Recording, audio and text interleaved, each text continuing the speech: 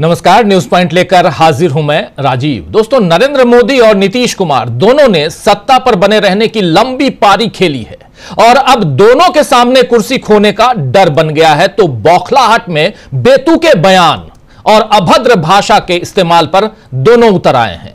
आज मोदी ओडिशा के झारसुगुड़ा में थे, वहां सभा कर रहे थे जहां हजारों करोड़ों की परियोजनाओं का उन्होंने उद्घाटन किया, लेकिन इसमें कांग्रेस पर हमला करना वो नहीं भूले।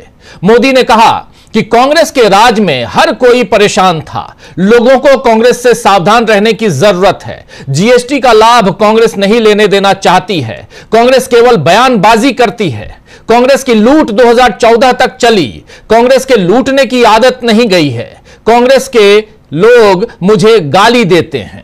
ये तमाम बातें नरेंद्र मोदी ने कही हैं। आज झारसुगुड़ा यानी ओडिशा में नरेंद्र मोदी थे और बात कर रहे थे जीएसटी पर, और जीएसटी की बात करते करते ये सारी बातें आप जानते हैं दोस्तों, आपको पता ही है कि मोदी और कितने मंचों से यही रोना रोते रहेंगे।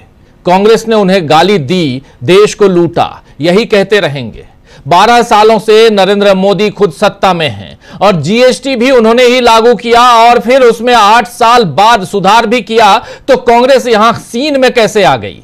जिस ओडिशा से मोदी भाषण दे रहे थे वहां भी कई वर्षों से, कई सालों से कांग्रेस सत्ता में नहीं है। तो अपने काम को बताने की बजाय नरेंद्र मोदी कांग्रेस को क्यों कोसते हैं, यह एक बड़ा सवाल है। और जहां तक गाली की बात है तो ससुरा शब्द पर मोदी की क्या राय है, यह भी जानना दिलचस्प होगा, क्योंकि आज बिहार में नरेंद्र मोदी के लाडले और अब तो डीएनए भी मिला चुके हैं नरेंद्र मोदी सीएम नीतीश कुमार से, जिनके डीएनए पे वो बात करते थे, कहते थे इनकी डीएनए ही खराब है। अब उसी नीतीश कुमार ने लालू प्रसाद के लिए कहा है कि ससुरा हटा तो अपनी पत्नी को बनवा दिया, सीएम बनवा दिया। ये जरा सुन लेते हैं पहले नीतीश बाबू को।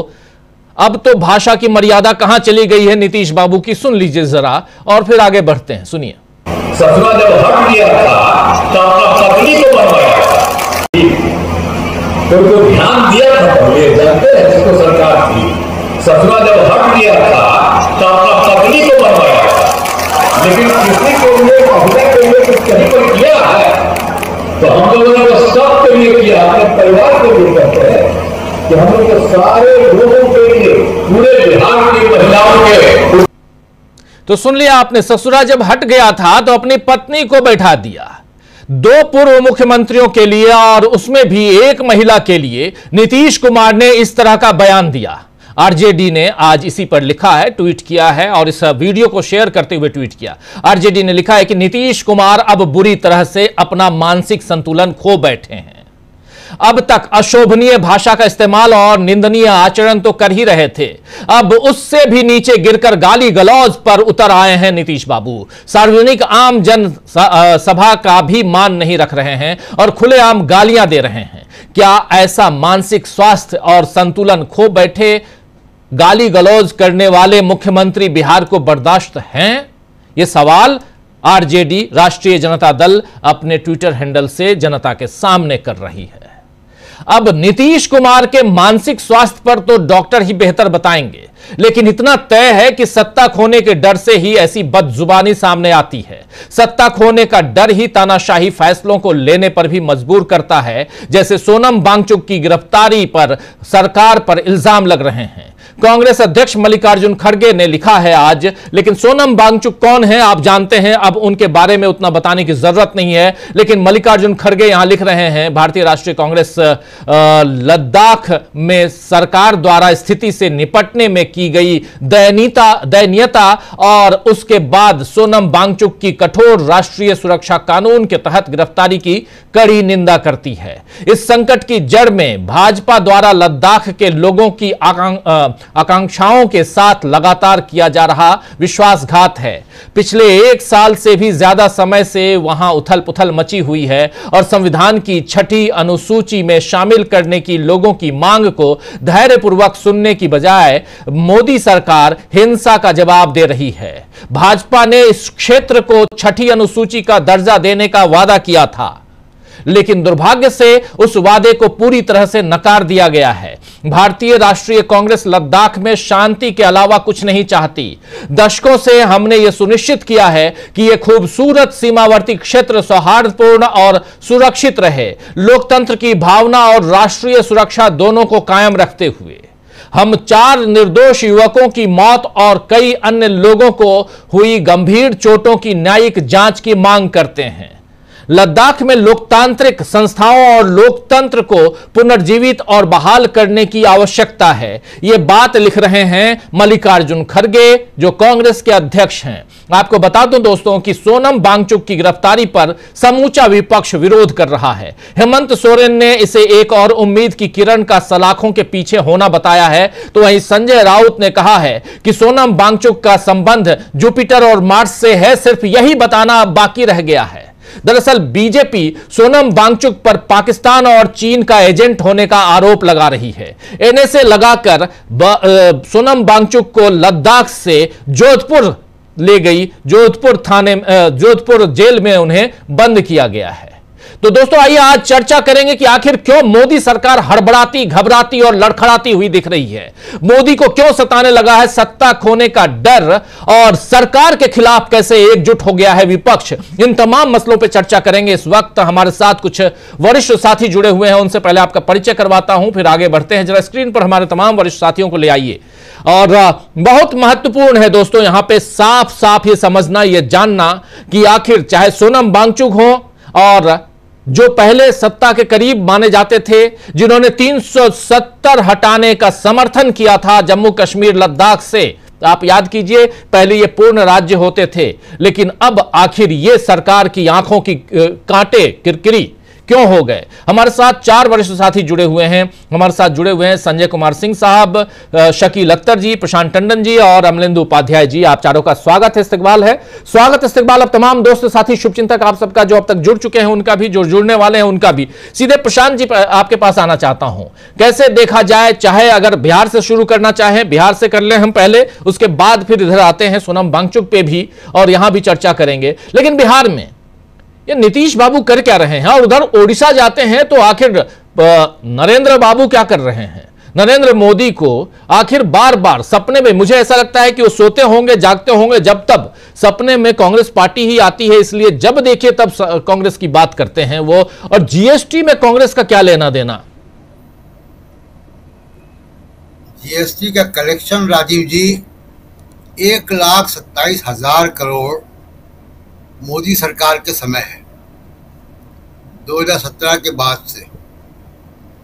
तो ये जीएसटी का कलेक्शन किसने किया?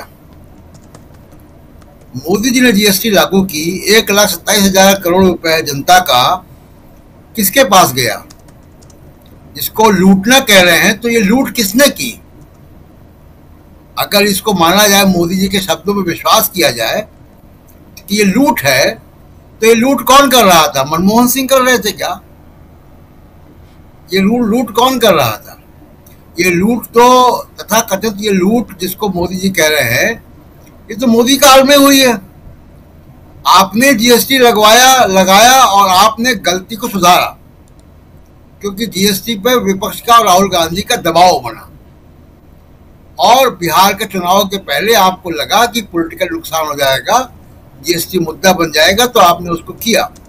और उसमें भी जैसी राहत की बात आ रही है वैसी राहत है नहीं। वो तो अभी एमआरपी आई नहीं है बाजार में, वो प्रोडक्ट आए नहीं है बाजार में एमआरपी लग के जीएसटी के, नई जीएसटी के बाद। उसके बाद हमको पता चलेगा कि वास्तविक कितना सस्ता हुआ है। क्या पेट्रोल डीजल सस्ता हो गया है? सबसे ज्यादा तो लोगों को उससे उम्मीद है। क्या पेट्रोल डीजल 10 पैसे भी सस्ता हुआ है नई जीएसटी में? नहीं हुआ है जी। बहुत सारे ऐसी चीजें हैं जो आम जनता की चीजें हैं, क्या वो सस्ती हो गई हैं? तो इसलिए ये कहना कि कांग्रेस की लूट है, तो कांग्रेस की लूट, क्या कांग्रेस विपक्ष में रहते हुए लूट रही है? ये तो बड़ा अजीब सा सवाल है। और जहां तक देखिए बिहार की बात है, नीतीश कुमार जी ससुरा कह रहे हैं मोदी को, वो उनको लालू प्रसाद को जी। नीतीश कुमार को बताना चाहिए कि वो कास्ट सर्वे जिसमें 3% से कम भूमिहारों के पास 39% जमीन है, ये नीतीश कुमार का कास्ट सर्वे बताता है। तो उस कास्ट सर्वे पर उन्होंने क्या किया? क्या आरक्षण की सीमा बढ़ाई उस कास्ट सर्वे के हिसाब से? नहीं बढ़ाई। ये बताना चाहिए उनको, ये बताना चाहिए कि क्या मोदी जी बिहार में घुसपैठिए पर चुनाव लड़ रहे हैं, तो घुसपैठिए मुद्दे पर नीतीश कुमार की राय क्या है? नीतीश कुमार को सीएम कैंडिडेट नहीं बनाया गया है, तो अब किसको लालू प्रसाद जी के लिए जो ये शब्द इस्तेमाल कर रहे हैं, क्या ये शब्द उनके लिए भी इस्तेमाल करेंगे जिन्होंने इनको मुख्यमंत्री कैंडिडेट नहीं बनाया? तो नीतीश कुमार जी जैसा आरजेडी ने कहा कि मानसिक संतुलन खो बैठे हैं, संतुलन उनकी जो खींच है नीतीश कुमार की, वो बेसिकली खींच यही है कि उनको मुख्यमंत्री का कैंडिडेट नहीं बनाया जा रहा है, और उनको बिल्कुल इनको जो है बीजेपी जो है वो उस रास्ते पर चल रही है कि इनको एकनाथ शिंदे बना देगी चुनाव के बाद। अगर बीजेपी जीत कर आती है तो इनको एकनाथ शिंदे बना देगी, उनको मालूम है। तो उसकी खींच निकाल रहे हैं, वहां खींच नहीं निकाल सकते हैं। और एक जो सोनम वांगचुक का मामला है, देखिए राजीव जी, ये सोनम वांगचुक बेशक उनका बड़ा कंट्रीब्यूशन एनवायरनमेंट में है, बड़ा कंट्रीब्यूशन एजुकेशन में है और सामाजिक कार्य में है निश्चित तौर पे, लेकिन ये सब कुछ कब कर पा रहे थे? वो कांग्रेस की सरकारों में कर पा रहे थे जी। यूपीए की सरकार जब दिल्ली में थी तब सोनम वांगचुक पर किताबें लिखी जा रही थी, तब वो एक वैकल्पिक शिक्षा का स्कूल बना रहे थे, तब वो इनोवेशन कर रहे थे, तब उनके ऊपर फिल्में बन रही थी, उनके कैरेक्टर से मिलता जुलता 3 इडियट फिल्म बनी। तो फुनसुक वांगडू जिसका कैरेक्टर था वो सोनम वांगचुक से प्रभावित बताया जाता है, तब उनके ऊपर फिल्में बन रही थी और मोदी जी का उन्होंने तारीफों के पुल बांधे, 370 को उन्होंने जस्टिफाई किया। ये भी कहा कि जम्मू कश्मीर की जो सरकार नेशनल कॉन्फ्रेंस की है या दूसरी सरकारें, वो बड़ा अत्याचार करते लद्दाख के ऊपर। वही जम्मू कश्मीर के लोग फारूक अब्दुल्ला, ओमर अब्दुल्ला आज उनके साथ खड़े हैं।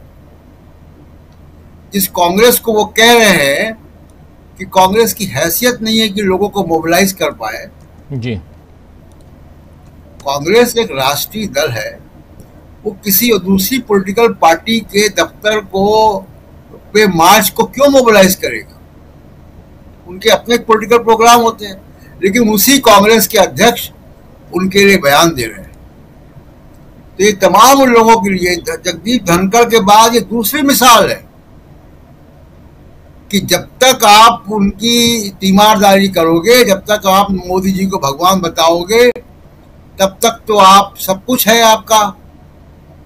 और जिस दिन आपसे गलती हुई, चूक हुई, तो जगदीप धनखड़ एक फोन कॉल में हटा दिए गए और अभी तक बोलती बंद है, और सोनम वांगचुक के ऊपर एनएसए लगा के उनको जोधपुर की जेल में ले जाया गया।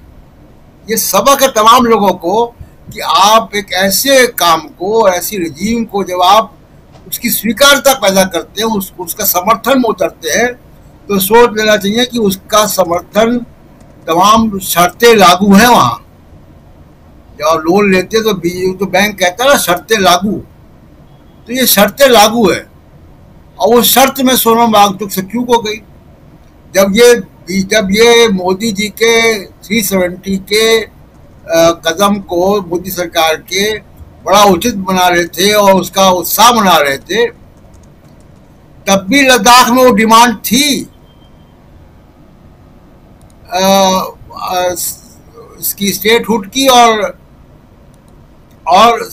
शेड्यूल 6 में लाने की, तब भी वो डिमांड थी। इन्होंने उस डिमांड को अपना डिमांड बता दिया और लाइमलाइट में आ गए, तारीफ भी कर चुके थे, तो फिर इनको बलि का बकरा बना दिया गया। हालांकि उनकी गिरफ्तारी गलत है, अनुचित है, और लोकतंत्र में जो बोलने का आज़ादी है उसका उसका खुला उल्लंघन है और बहुत ही तानाशाही तरीके से उनको किया गया है। लेकिन सोनम वांगचुक एक मिसाल है तमाम उन लोगों के लिए जो आवश्यकता से अधिक समय बेसमय बेभक्ति दिखाते हैं और फिर उस भक्ति में कहीं चूक होती है तो फिर ये होता है।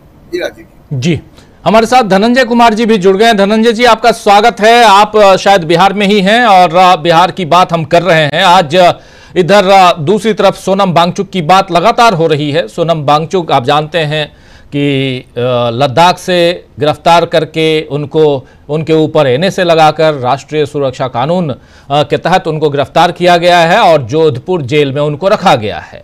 और उनके ऊपर इल्ज़ाम क्या है ये आप सब जानते हैं, दोबारा यहां पर रिपीट करने की जरूरत नहीं है। लेकिन उधर जब बिहार चलते हैं हम, तो बिहार में आज अमित शाह थे और कह रहे हैं कि अब बिहार को 4-4 दिवाली मनाने की ज़रूरत है, जिसमें वो कल 10,000 रुपये बांटे वो दिवाली, फिर जीएसटी में कमी किए वो दिवाली, ऐसे फिर चुनाव जीतेंगे वो दिवाली, ये सारी दिवाली और एक ओरिजिनल दिवाली। तो ये लोग एक नया डायलॉग आजकल शुरू हो गया है, 1 दिवाली, 2 दिवाली, 3 दिवाली, 4 दिवाली, 10 दिवाली मना लीजिए, लेकिन उन गरीबों का भी ख्याल रखिए। एसी की बात तो बताते हैं जाकर बीजेपी के। मैं संबित पात्रा का एक वीडियो देख रहा था कि जाके देखो ये एसी पहले 36,000 में मिलता था, अब 33,000 में मिल रहा है। लेकिन वो एसी खरीदने वाले इस देश में कितने लोग हैं जरा उसके भी वो, और उसमें भी आप ओडिशा से आते हैं साहब, जरा अपने राज्य में देख लीजिए कितनी गरीबी है। दूसरे राज्य में आपको जाने की जरूरत नहीं होगी। लेकिन धनंजय जी आपके पास आता हूं, फिर शकील जी आपके पास आऊंगा, हमारे साथी संजय जी भी हैं और अमलेंदु जी भी हैं, सबके पास आता हूं। सवाल यह है कि आप दिवाली मनाने की बात कर, लोगों को दिवालिया बना चुके हैं पहले से और दिवाली की बात कर रहे हैं, और दूसरी तरफ दिवालियापन देखिए नीतीश बाबू का, जो अब खुले तौर पे गाली दे रहे हैं, खुले तौर पे। आखिर किस हद तक और कहां तक सुनेंगे, देखेंगे आने वाले समय में। धनंजय जी, क्या कुछ चल रहा है बिहार में?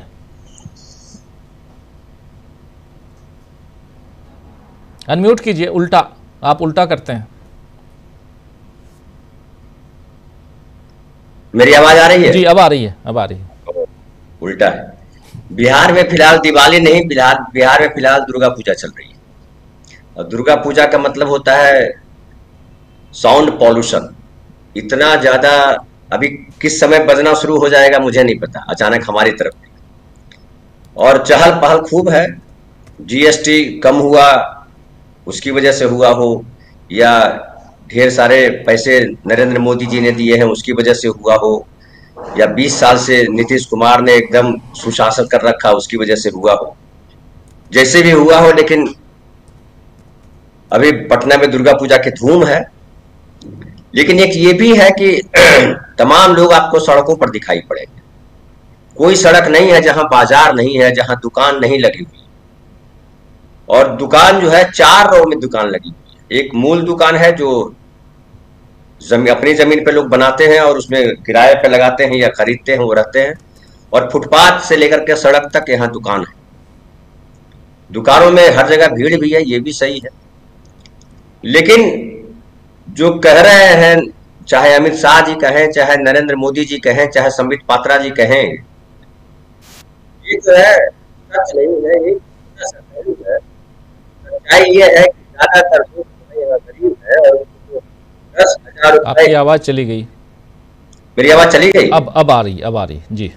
10,000 एकमुश्त दिए जाने की बात की जा रही है 75 लाख महिलाओं को, जो जीविका दीदी के थ्रू दिया गया है। लेकिन उसका कुल बजट मैं देख रहा था कि 7,500 करोड़ रुपया आता है।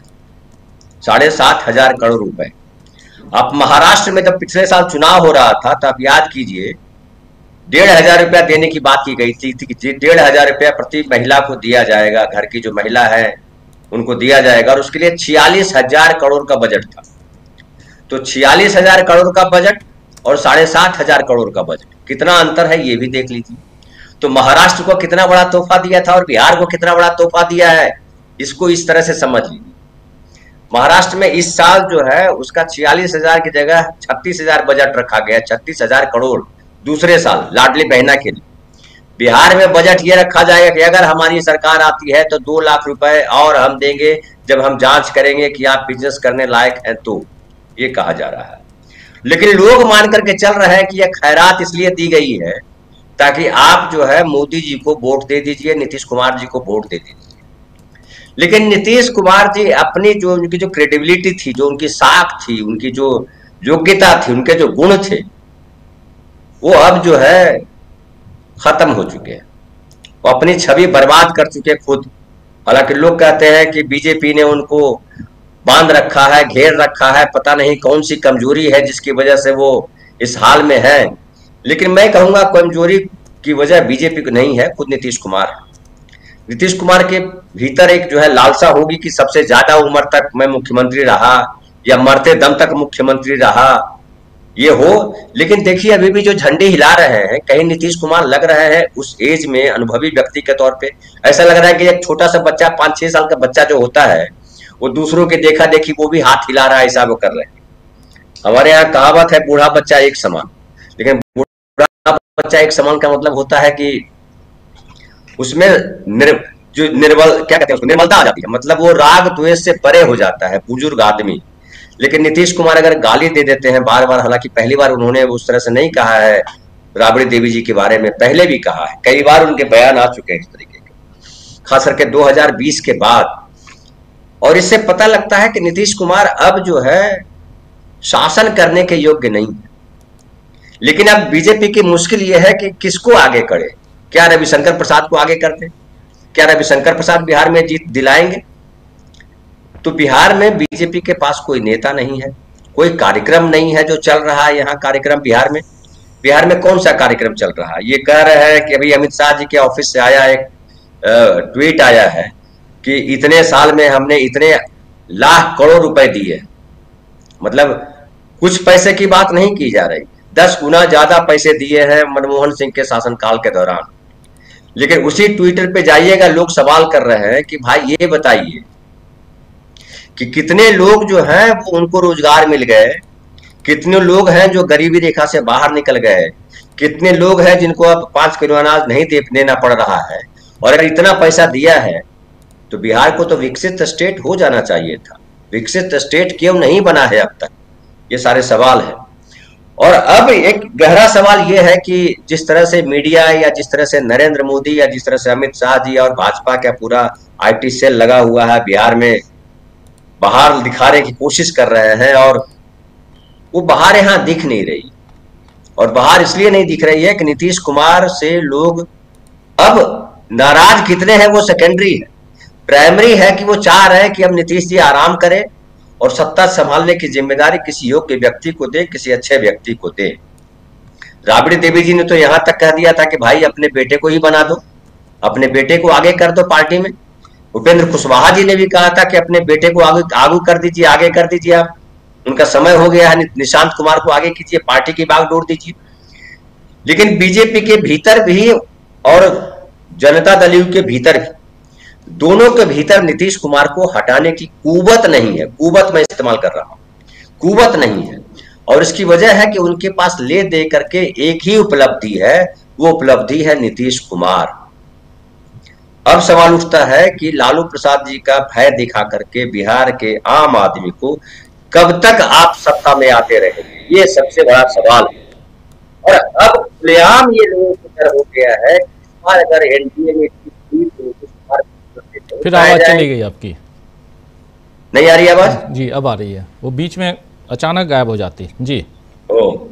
तो ये है कि नीतीश कुमार अगर आ भी गए तो उनको मुख्यमंत्री नहीं रहने दिया जाएगा। और पिछले खास करके 2 साल से डिसीजन देखिए तो नीतीश कुमार का कोई डिसीजन दिखाई नहीं पड़ता है। वो चाहे पूजा के समय का माहौल हो, अभी देखिए यहाँ भी मुर्गा मछली और मटन की दुकानें सब बंद करा दी गई, यहाँ भी बताया जा रहा है कि नहीं चलाया जा रहा। तो इस तरह की चीजें पहले नहीं होती थी। पहले होती थी जिसको जो खाना पीना है खाए पिएगा, रहेगा, अपने तरीके से जिएगा, कोई दखल नहीं देता था। लेकिन अब हर तरफ धार्मिक दखल दिखाई पड़ रहा है और इससे पता लगता है कि नीतीश कुमार का जो उनका जो दिखाई पड़ता था, शासन का जो ढंग दिखता था, वो नहीं दिखाई पड़ रहा है। और आम आदमी फील कर रहा है कि यह बदलाव जरूरी है। अब ये बदलाव वोट आने तक किस तरह से आएगा ये मुझे नहीं पता, चुनाव में किस तरह से वो बदलेगा मुझे नहीं पता, लेकिन ये सब लोग कर रहे हैं कि पैसे जो बांटे जा रहे हैं, ये जो पेंशन बढ़ाई गई, जो आशा दीदी जीविका वर्कर और वगैरह वगैरह का जो किया गया है, वो सब चुनाव में वोट लेने के लिए किया गया है। ये भी चर्चा है कि यहाँ पे जो वोट चोरी की बात की थी राहुल गांधी ने कि कैसे नाम को गड़बड़ किया गया, उसकी बात को भी यहाँ जस्टिफाई किया जा रहा है। अभी तो ये भी खबर आ गई, बीबीसी ने एक रिपोर्ट दी है, आप लोगों ने देखी भी होगी, दिखाई भी होगी, कि जो कर्नाटक की जो बात की थी राहुल गांधी ने नाम कटवाने की, वो सही पाई गई। मीडिया ने भी कह दिया, बीबीसी ने भी कह दिया कि वो सही घटना है, जबकि इनका गटर मीडिया कह रहा है कि वो जो है राहुल गांधी का अपना है, झूठ है। एक उत्तर प्रदेश से किसी लड़के को लगाया भी गया था कि मेरा सिम कार्ड इस्तेमाल किया गया है, झूठा इस्तेमाल किया राहुल गांधी ने वगैरह वगैरह। तो बिहार में अविश्वास है नीतीश कुमार के प्रति। और एक सवाल और बिहार में चल रहा है कि क्या तेजस्वी मुख्यमंत्री बनाए जाएंगे, और कांग्रेस पार्टी क्यों तेजस्वी को मुख्यमंत्री नहीं बनाना चाहती है, नाम उनकी घोषणा क्यों नहीं किया जा रहा है, ये सब चर्चा चल रही है। लेकिन जो मैं देख रहा हूं कांग्रेस के भीतर जो लोग हैं वो बोल रहे हैं, देखिए भाई हमारी पार्टी नहीं है कभी हम नाम अनाउंस करने वालों की, और हम प्रयास कर रहे हैं कि पहले हम सही तरीके से चुनाव लड़ें और जो योग्य व्यक्ति होंगे उनको ही मुख्यमंत्री का पद दिया जाएगा। मुख्यमंत्री जो विधायक दल का नेता होगा वो मुख्यमंत्री बनेगा। कोई पर्ची से यहाँ मुख्यमंत्री बनाने का सिस्टम हमारे गठबंधन में नहीं है।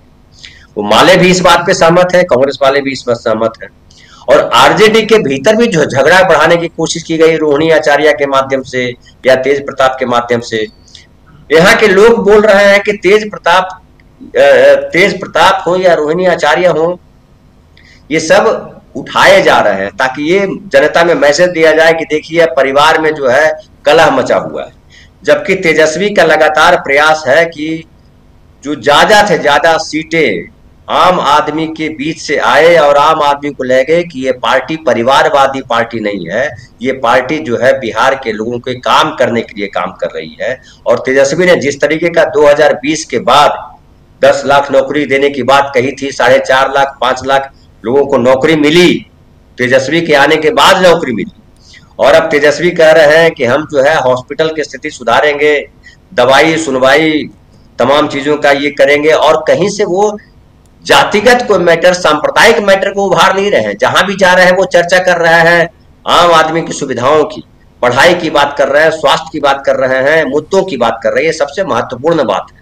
और मुझे लग रहा है लोग अब जो है हिंदू मुसलमान, भाजपा मुसलमान, फलाना ढिमकाना, ये सबसे तंग आ गए हैं। लोग चाहते हैं कि शांति से जिए, सुकून से जिए और अपना रोजगार करें। और सबके बच्चे यहाँ देखिए बाहर पढ़ने जाते हैं, बाहर नौकरियां हैं। बिहार में नौकरियां कहाँ हैं? बिहार में न तो काम हुआ एजुकेशनल सेक्टर, इसको हब बनाया गया, न इसको हब बनाया गया इसका कि ये जो है यहाँ पे फूड प्रोसेसिंग यूनिट लगाया जाए। ये सब लगाए जा सकते थे, नहीं लगाया गया। खाली पैसे बांट रहे हैं। अगर मान लिया कि कुछ पैसे दे रहे हैं, उससे क्या होने वाला बिहार का? कैसे भला होगा? बिहार में जो लड़कियां पढ़ रही है वो नौकरी करने के लिए कहाँ जाएं? ये सारे सवाल है, और ये सवाल जो है बीजेपी नहीं उठा रही है। ये सवाल जो है नीतीश कुमार भी नहीं उठा पा रहे हैं। रोटी रोजगार के सवाल अगर कोई उठा रहे हैं तो महागठबंधन के लोग उठा रहे हैं, और बाकी देखिए क्या होता है। जी जी बिल्कुल सही आप कह रहे हैं। इधर बिहार में आखिर चल क्या रहा है उसकी चर्चा जरूरी है, क्योंकि सब कुछ पूरा का पूरा नरेंद्र मोदी की कुर्सी, यहां तक कि प्रधानमंत्री की कुर्सी वो भी दांव पे है बिहार चुनाव को लेकर। शकील जी, कैसे आप देखते हैं? और उसमें भी जब नीतीश कुमार ऐसी भाषा का प्रयोग करने लगे तो आप समझ सकते हैं, हम सब समझ सकते हैं कि बिहार में कैसी दयनीय स्थिति है एनडीए की। क्या कुछ कहेंगे इस पे आप? देखिए राजीव जी, कितनी मजेदार स्थिति है कि यही प्रधानमंत्री मोदी कहते थे कि जनता को रेवड़ियां बांटी जा रही हैं। रेवड़ी शब्द इन्हीं का निकाला हुआ था, और आज ये कह रहे हैं कि ये 10-10 हजार रुपए आपको दिए जा रहे हैं, और आप ये इंश्योर करो, महिलाओं ये पक्का करो कि आरजेडी अब सत्ता में वापस नहीं आ पाए। मतलब सीधे सीधे 10-10 हजार रुपए देकर वोट खरीदने की कोशिश की जा रही है। ये चुनाव आयोग इतनी बातें करता है, राहुल गांधी से एफिडेविट मांगता है, इसकी आंखें बंद है बिल्कुल। सीधे सीधे मोदी जी ने कहा, सारे अखबार भरे पड़े इस बात पे कि मोदी जी ने कहा कि 10-10 हजार रुपए आप क्या ट्रांसफर किए जा रहे हैं, और आप इंश्योर करो कि आरजेडी अब सत्ता में नहीं आए। प्रियंका गांधी ने मोतिहारी में बड़ी अच्छी बात कही। उन्होंने कहा 10-10 हज़ार रुपए ले लो महिलाओं से, मगर वोट मत देना उनको। सबसे बड़ा सवाल यह है कि जो आज बिहार में सबसे बड़ी जरूरत है वो है नौकरी की, रोजगार की। और वो जैसा भी धनंजय कुमार जी ने कहा कि नौकरी दी थी तेजस्वी ने, 5 लाख शिक्षकों को नौकरी। पूरे 11 साल के मोदी के इतिहास में एक साथ इतने बड़े किसी प्रदेश में इतनी नौकरियां कहीं नहीं दी गई, और न 20 साल में नीतीश कुमार के इतिहास में, वो दी तेजस्वी ने। तो आज जरूरत इसी बात की है कि ये मैसेज लोगों तक पहुंचाए महागठबंधन कि मुद्दा नौकरी है, नकद पैसा नहीं है। नकद पैसा तो कई राज्यों में कई सरकारें दे रही हैं, कोई नया काम नहीं कर दिया इन्होंने। मध्य प्रदेश में दे रहे हैं, कर्नाटक में दे रहे हैं, दूसरे तमाम राज्यों, महाराष्ट्र में दे रहे हैं, दूसरे तमाम राज्यों में दे रहे हैं। दूसरी बात मोदी जी ने और मजेदार कही कि कांग्रेस जीएसटी को रोकती है।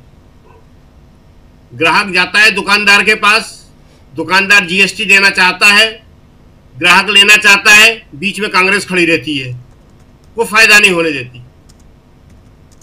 हम कल गए थे शाम को अपनी सोसाइटी की जो दुकान है उसमें, उससे पूछा हमने कि किन किन चीज़ों पे जीएसटी कम हुई है। उसके यहाँ सब सामान मिलता है, रोजमर्रा का जो भी होता है सब रखता है, वो सब देता है, वो लोग ले जाते हैं जी। कहला एक भी चीज़ पे नहीं हुई। हमने कहा क्या? हमने कहा ब्रेड, ये बटर। कहने लगे नहीं साहब। हमने कहा अमूल ने तो बहुत बड़ा बड़ा विज्ञापन दिया था बटर पे। कहने लगे साहब नहीं, वही का वही है, उसी रेट पे दे रहे हैं, उसी रेट पे मिल रहा है हमें। तो ये जो प्रचार तंत्र है, इसके दम पर मोदी जी जो है सबको बेवकूफ बना रहे हैं। ये चाहिए विपक्ष को। हमें याद है एक बार ऐसे ही वाजपेयी की सरकार थी और इसी तरह दावे कर रहे थे वो, तो कपिल सिब्बल बाजार गए, रेट लिस्ट एक लेके आए, वहां से एक प्रेस कॉन्फ्रेंस की, वो बताया कि देखो भाई ये महंगाई कम करने के दावे हैं और अभी बाजार गया था, ये सामान इस भाव मिल रहा है।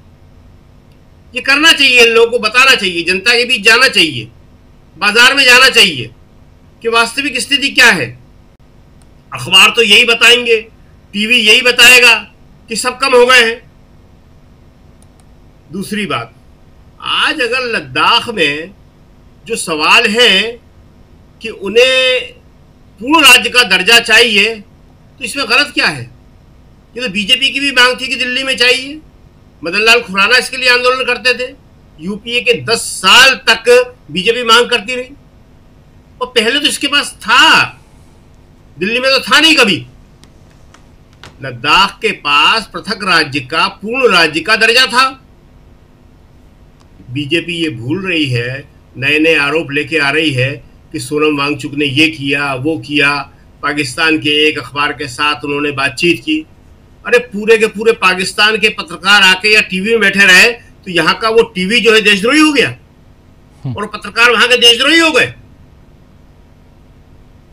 सोनम वांगचुक पे आरोप भी अगर आप लगा रहे हो तो कुछ सोच समझ के लगाओ। पूरी दुनिया में प्रतिक्रिया हो रही है इसकी। लद्दाख जो है सीमावर्ती राज्य है, भूल जाते हैं। इसी के गलवान में घुसा था चीन और आज भी घुसा बैठा हुआ है, ये सब भूल जाते हैं वो। मणिपुर सीमावर्ती राज्य पूरा जला दिया, अब लद्दाख इसको पूरा जला रहे हैं। चीन के सीधे सीधे इंटरेस्ट है लद्दाख के अंदर, लेकिन बीजेपी इसको समझने के बदले सिर्फ एक ही मुद्दे को लिए बैठी है कि किसी भी तरह जो है कांग्रेस को लद्दाख में बदनाम कर सके और वहां पे ये कह सके कि जो हिंसक आंदोलन हुआ है वो कांग्रेस के लोगों ने किया। कांग्रेस ने कहा हम मुकदमे करेंगे, उनके पार्षद पर गलत आरोप लगाया, उसका गलत फोटो बताया कि ये फलाना है, कोई एक सामान्य आदमी को बता दिया कांग्रेस का पार्षद है। इस स्तर पे सत्तारूढ़ पार्टी काम कर रही है, कैसे होगा? देश के लिए इस समय सबसे बड़ी बात यह है कि अमेरिका जो कह रहा है, संयुक्त राष्ट्र में जो बात हो रही है, उससे क्या भारत की छवि निखर रही है? प्रधानमंत्री मोदी नहीं गए, जनरल असेंबली की मीटिंग है वहां, सारी दुनिया के राष्ट्राध्यक्ष आए हुए हैं और पाकिस्तान के तो खुलेआम भारत के खिलाफ बोल रहे हैं। भारत की प्रतिनिधि ने अच्छा जवाब दिया, मजबूत जवाब दिया, लेकिन वो जवाब हमारे प्रधानमंत्री को देना चाहिए था, मोदी जी को वहां जाकर देना चाहिए था कि पाकिस्तान के प्रधानमंत्री क्या बोल रहे हैं और अमेरिका वाले उनका स्वागत कर रहे हैं लगातार। इस समय देखिए दोनों मोर्चों पर, एक विदेशी अंतर्राष्ट्रीय मोर्चे पर भारत की छवि खराब हो रही है, सिर्फ एक वजह से कि मोदी जी ने विदेश नीति नहीं करी, केवल मोदी नीति करी है। मेरा व्यक्तित्व जो है वो सबसे बड़ा है, मैं विश्वगुरु हूं, मेरी छवि सबसे बड़ी है, जबकि आज तक किसी भी देश की विदेश नीति देश की बात करते हुए होती है, देश के इंटरेस्ट देखते हुए होती है, लेकिन मोदी जी ने वो नहीं किया। दूसरा, अंदरूनी कमजोरी, पूरे देश के अंदर इन्होंने हिंदू मुसलमान करके नफरत और विभाजन फैला के इतना ज्यादा माहौल खराब कर दिया है कि आज इसके अलावा और कोई बात ही नहीं है। हर जगह वही वही हो रहा है, और आप देखेंगे कि बिहार में इनका अंतिम हथियार वही होगा, इसके अलावा इनके पास कुछ नहीं है।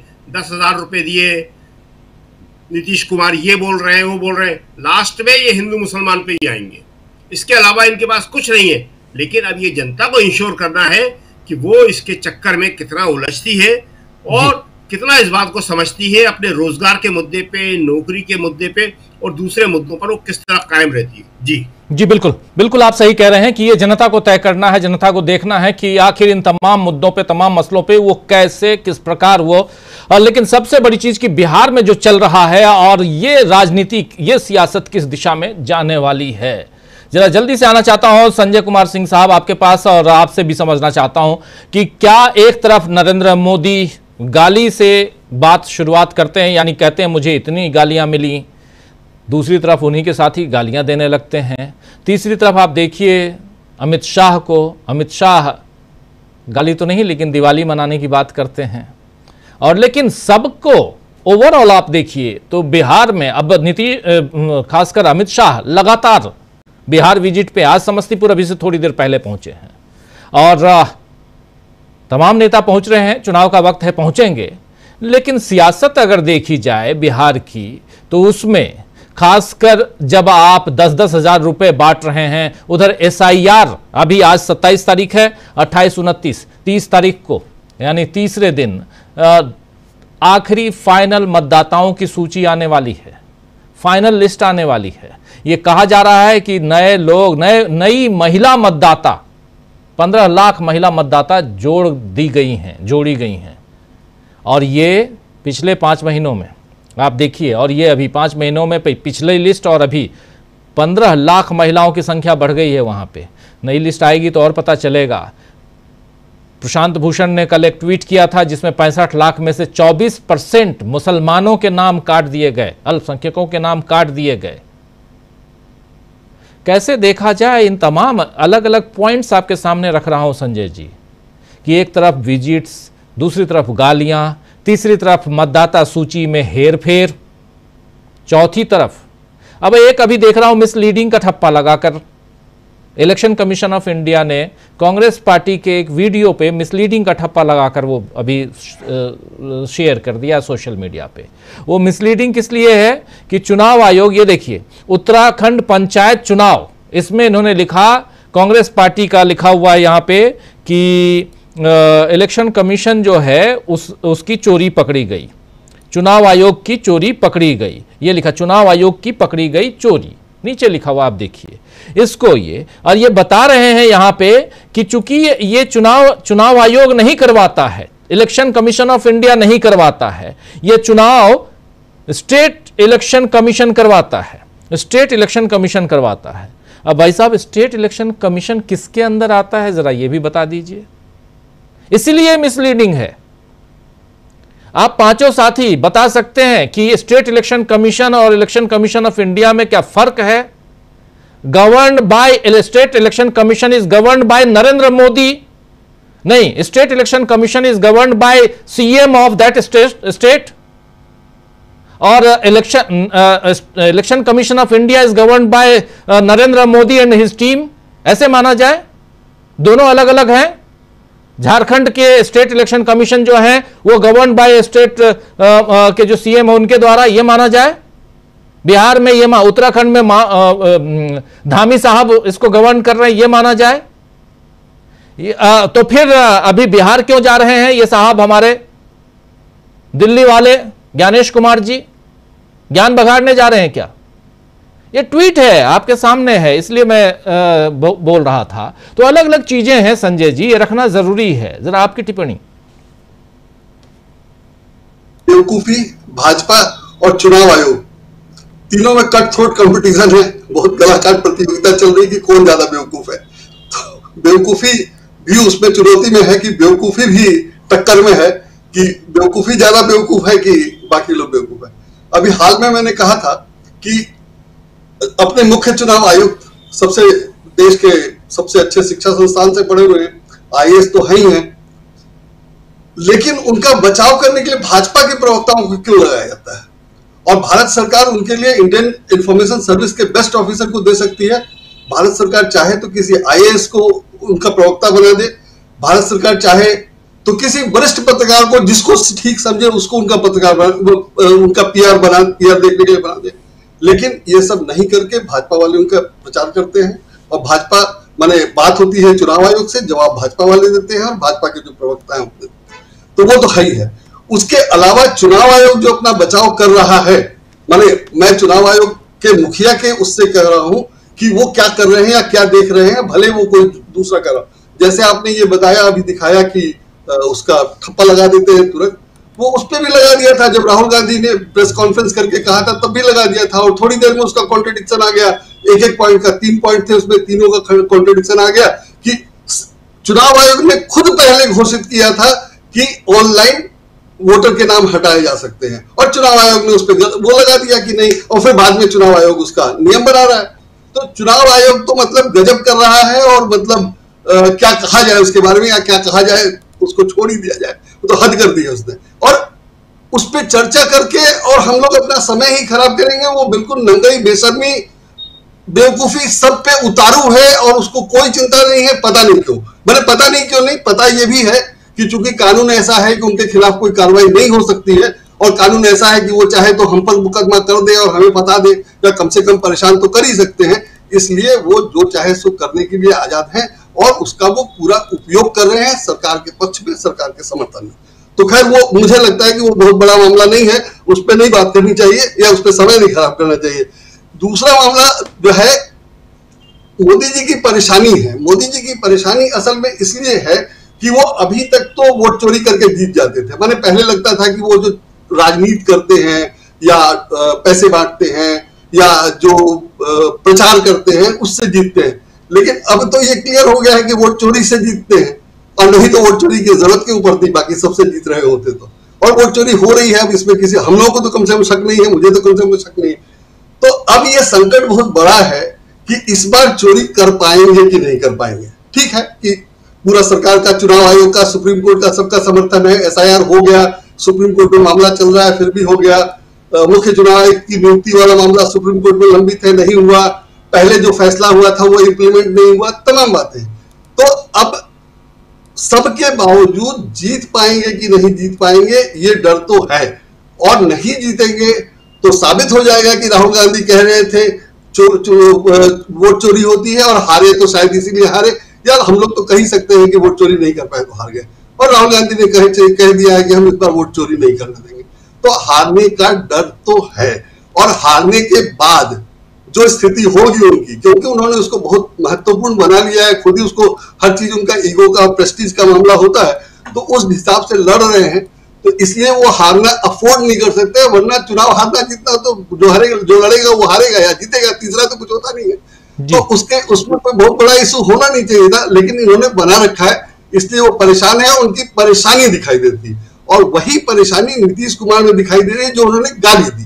गाली अगर उन्होंने सोच समझ कर दी होती, मुझे लगता है कि सोच समझ के नहीं दी है, वो परेशानी है, और इरादतन प्लान करके देते तो ये गाली नहीं देते, क्योंकि अभी भी तेजस्वी उनको चाचा कहते हैं, और चाचा के हिसाब से ससुरा तो अब कोई मतलब नहीं बनता, मतलब अगर गाली के हिसाब से बात की जाए तो गाली उन्होंने सोच समझ के नहीं दी है, गुस्से और तनाव में दिया है, और ये गाली आदतन है, निकल जाता है, ठीक है, तो इसलिए गाली दी।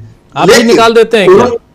आप भी निकाल देते हैं? लोग बोलते हैं, नहीं मैं पब्लिकली नहीं बोलूंगा, नहीं, किसी के बारे में लेकिन नीतीश बाबू जो है, नीतीश कुमार 20 साल से मुख्यमंत्री के पद पे हैं, उससे पहले मंत्री रहे हैं, केंद्रीय मंत्री रहे हैं, और वो अगर उस आदमी के लिए कहा नहीं जा सकता। हम आप भी हो सकता है कि आपस में बोलचाल में कुछ कह दें। मैं वही उसके आगे वाली बात पे आ रहा हूँ कि पब्लिकली गाली देने का कोई मतलब नहीं है, दोस्त को गाली देने का कोई मतलब नहीं है, लेकिन बिहार में ये गाली बहुत कॉमन है और स्वाभाविक तौर पे निकल जाती है, इसलिए वो निकली है। लेकिन निकली इसलिए है कि वो बहुत तनाव है, इसलिए नहीं कि उन्होंने गाली प्लान करके दी है। मैं ये डिफेंड करना चाहता हूँ कि इस गाली से पता चलता है कि उन्होंने प्लान करके गाली नहीं दी है, नहीं तो तमाम दूसरी अच्छी अच्छी गालियां हैं जो दी जा सकती थी और उसमें कोई इस तरह का एतराज नहीं करता। तो बिहार में ये बहुत कॉमन गाली है और बहुत आमतौर पे लोग देते हैं।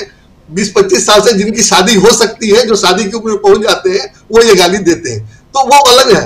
लेकिन उन्होंने जो ये कहा कि उन्होंने मुख्यमंत्री को ये बना दिया, पत्नी को चीफ मिनिस्टर बना दिया, पत्नी को चीफ मिनिस्टर बना दिया। जब बात चली है तो उस पर बात होनी ही चाहिए और ये पहले मुद्दा शांत हो जाना चाहिए था, लेकिन अगर अभी भी उठाया जा रहा है तो इस पर बात होनी चाहिए। मेरा ये मानना है कि राबड़ी देवी को मुख्यमंत्री उन्होंने बनाया, वो सही गलत अलग चीज है, मैं उसकी बात नहीं कर रहा। होगा गलत, मैं उसको कैसे गलत होगा? कैसे गलत होगा? कतई गलत नहीं होगा, मैं मानने के लिए तैयार। मैं यहाँ प्रूफ करता हूं, क्योंकि अगर किसी को प्रपोज, संजय जी 1 मिनट, अगर प्रपोज करते हैं, मुख्यमंत्री को कौन चुनता है? विधायक दल का नेता होता है मुख्यमंत्री, विधायक दल चुनते हैं। राबड़ी देवी को अगर विधायक दलों ने चुन लिया कि ये मेरा मुख्यमंत्री होगा, तो फिर हम और आप कौन होते हैं बोलने वाले? नीतीश कुमार कौन होते हैं बोलने वाले? ससुरा अपने मंत्री को, अपनी पत्नी को बैठा दिया। आप दो तरफ से गाली दे रहे हैं, एक महिला को गाली दे रहे हैं, दूसरी तरफ आप इनको एक पूर्व मुख्यमंत्री को, यानी एक साथ दो मुख्यमंत्रियों को आप गाली दे रहे हैं मंच से। और क्यों नहीं, इस बात पे चर्चा क्यों नहीं होनी चाहिए संजय जी? अगर विधायक दल का नेता कल को आपको बैठा दे, आपको बिहार के विधायक दल का नेता चुन लिया जाए और आप मुख्यमंत्री की कुर्सी पे चले जाए, क्या दिक्कत है? नहीं, मैं कह रहा हूं कि बहुत पुराना इशू है और उस पर अब बात करने की जरूरत नहीं, वो इशू ही नहीं, उस पर बात ही नहीं करनी चाहिए। लेकिन अगर उन्होंने बात की है तो मैं दूसरी बात करना पसंद करूंगा, इस पे नहीं करूंगा, क्योंकि ये इशू ही नहीं है। जैसा आपने कहा कि बना दिया था वगैरह वगैरह, लेकिन इससे यह साबित होता है, और आज मैं बात कर सकता हूं, उस समय ये नहीं कह सकता था, आज कह सकता हूं। जो आप कह रहे हैं ये उस समय भी कह सकता था, उस समय मैंने कहा था, उस समय लिखा था, लेकिन आज जो मैं कह सकता हूं वो ये है कि इससे ये साबित होता है कि लालू यादव मुख्यमंत्री रहते हुए कितने दबंग, कितने प्रभावशाली, कितने शक्तिशाली थे। उस समय किस माई के लाल ने विरोध किया? नीतीश कुमार ने क्यों नहीं किया? मैं ये कह रहा हूं कि लालू यादव के इतना दबंग होने के बावजूद सीबीआई ने उनके खिलाफ जांच की, चार्जशीट की, उनको सजा हुई। ये नरेंद्र मोदी के खिलाफ क्यों नहीं हुआ? और नरेंद्र मोदी कितने दबंग है? नरेंद्र मोदी की स्थिति में क्या हुआ है पता है? नरेंद्र मोदी पे संजीव भट्ट ने आरोप लगाया कि इन्होंने मीटिंग में कहा था, ऑफिशियल मीटिंग में, ऑफिशियल कह रहा है सीनियर ऑफिसर, कि इन्होंने कहा था कि लोगों को गुस्सा निकाल लेने दो। क्या हुआ उसका? एसआईटी ने जांच की और कहा कि हमें इसका सबूत नहीं मिला। एसआईटी को जांच करने की क्या जरूरत थी? मीटिंग में तो वो आदमी कह रहा है जो मीटिंग में मौजूद था, और वो एक सीनियर आईएएस और आईपीएस ऑफिसर है, और उसने कहा तो आपको जांच करने की क्या जरूरत थी? गवाह तो है, सुप्रीम कोर्ट में एफिडेविट था, और एसआईटी ने जांच करके कह दिया कि हमें सबूत नहीं मिला, मामला खत्म हो गया। तो उन्होंने तो कहा ही था, और इसीलिए तो संजीव भट्ट आज तक जेल में है। तो मैं ये कह रहा हूं कि लालू यादव मोदी से ज्यादा दबंग थे, तब उन्होंने पत्नी को मुख्यमंत्री बनाया था, और तब भी उनके खिलाफ सीबीआई की जांच हुई। मोदी उनके खिलाफ कुछ नहीं है, उनके मुकाबले कुछ नहीं है, फिर भी एसआईटी ने जांच नहीं की। ये कानून का दुरुपयोग है, सत्ता में रहने का दुरुपयोग है। ये नीतीश कुमार को क्यों नहीं दिख रहा है? और ससुरा अगर कोई है तो वो नीतीश कुमार है कि लालू यादव है कि नरेंद्र मोदी है? कौन है, सो कौन बताएगा? चलिए, लेकिन बहुत इंपॉर्टेंट बात यहां हो रही है। बिहार की राजनीति में अब गाली की एंट्री, और इससे किसको फायदा, जरा समझना चाहते हैं अमलेंदु जी आपके जरिए। क्या ये अभी दूर तक और नरेंद्र मोदी तराजू लेकर तौलेंगे? क्योंकि देखिए, गाली की एंट्री अभी नहीं हुई है, गाली की एंट्री करवा दी गई थी उसी समय जब नरेंद्र मोदी को उनकी मां को लगाकर गाली किसी और ने दी, और बिहार को बंद करवाया गया, और कितने लोग आए, सबने देखा कितना समर्थन मिला। गाली का समर्थन हम बिल्कुल नहीं करते हैं, ना सत्ता पक्ष के लिए ना विपक्ष के लिए, लेकिन इसकी एंट्री के मायने क्या हैं यह समझना जरूरी है अमलेंदु जी।